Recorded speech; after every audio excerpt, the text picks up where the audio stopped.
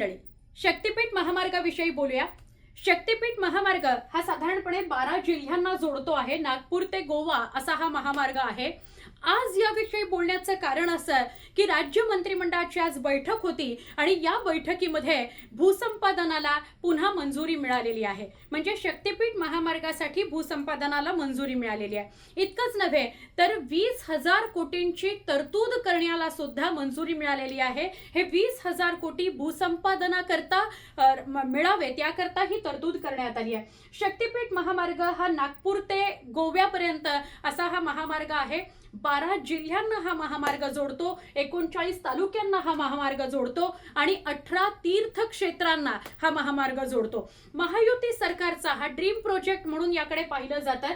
बघा, नागपूर, वर्धा, यवतमाळ, हिंगोली, नांदेड, लातूर, बीड, परभणी, धाराशिव, सोलापूर, कोल्हापूर, सिंधुदुर्ग आणि गोवा अशा एकूण 12 जिल्ह्यांना तो जोडतो आहे आणि त्यामुळे हा 18 ते 20 तासांचा आतापर्यंतचा प्रवास होता नागपूर ते गोवा, पण तोच प्रवास आता फक्त 10 तासांवर येईल, 8 ते 10 तासांवर येईल असा दावा महायुती सरकार करत आहे।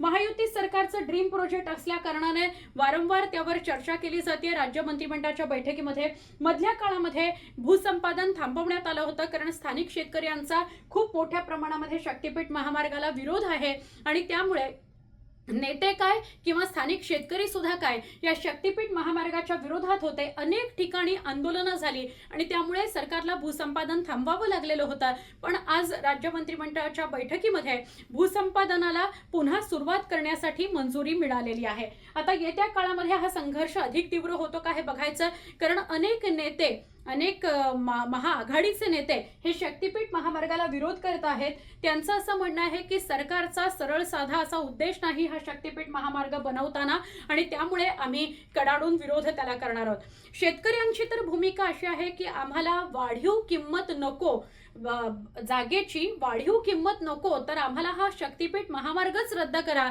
अशी मागणी या शेतकऱ्यांनी केली आहे।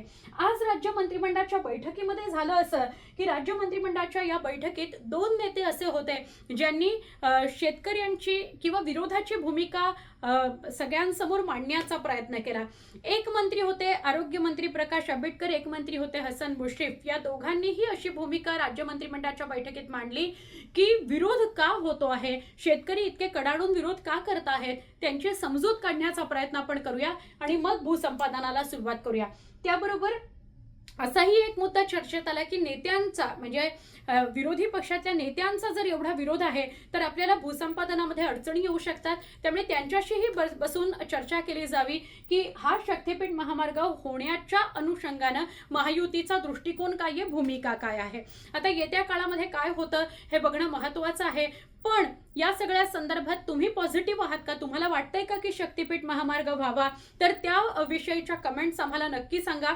आणि दुसरी गोष्ट, जर भूसंपादनाला विरोध आहे, जर शक्तिपीठ महामार्गाला विरोध आहे, तर तो का विरोध आहे याचं मूळ कारण सुद्धा आम्हाला कमेंटमध्ये नक्की पाठवा।